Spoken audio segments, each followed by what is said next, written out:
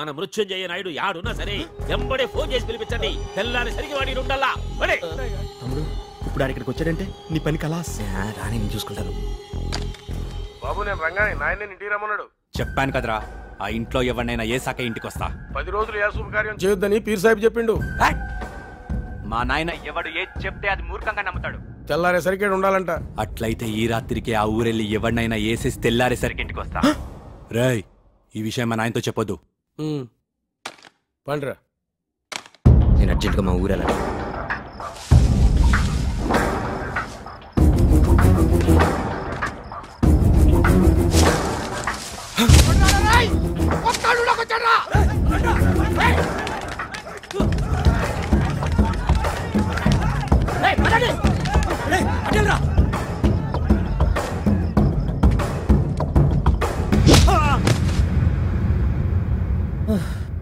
వీడిని వదిలేస్తే వీడు మా వాళ్ళనే చేస్తాడు, అలా అని వీడు మా వాళ్ళకి దొరికితే వాళ్ళు వీడినే చేస్తారు.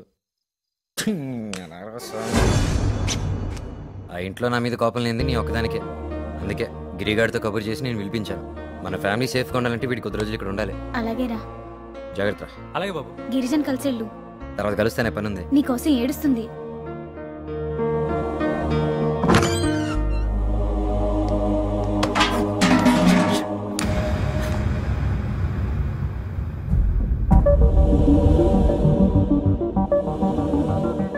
అది నా బట్టలు ఇక్కడ ఉండిపోయాయి, తీసుకెళ్దామని. వచ్చినావుగా ఉండు. మీ పెద్దమ్మ బాధపడుతుంది. పిచ్చి పిచ్చాశ లేకుండా ఉండు.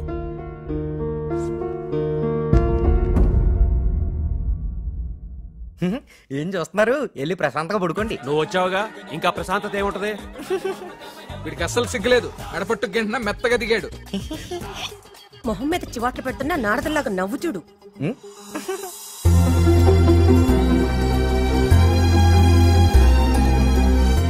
ఎక్కడికి వస్తున్నావు? వెళ్ళి పడుకో. పదా.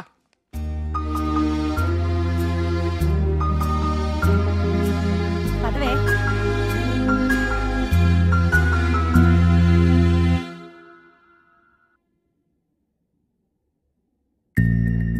ఎవరి కోసం వెతుకుతున్నావే? దుప్పటి. మళ్ళీ నాటం మొదలు పెట్టావా?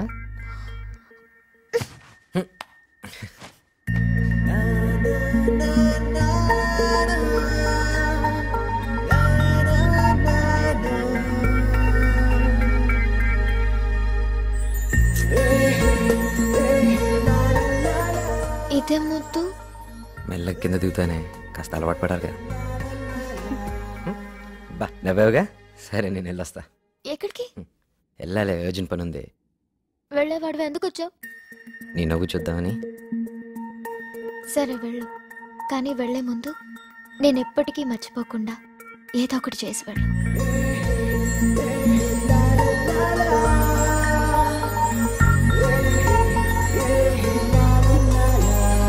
నువ్వు చెప్పిన జఫ్ఫాగాడెక్కడ? అడుగో, ఇప్పుడు దాకా నా బుర్ర తిని ఇప్పుడు యాపిల్ తింటున్నాడు. ఈ తుమ్మిరి గాండి పీకలేక నన్ను కేకేసావా? వాడి సంగతి నీకు తెలియదన్నా. ఎడారులు ఇసుకమ్ముతాడు. నేను హిమాలయాల్లో ఐస్ అమ్ముతాను. వాడు మన ఇద్దరిని కలిపి అమ్ముతాడు. నీ జేబులో ఎంత ఉందరా? 500. ఇదెంత?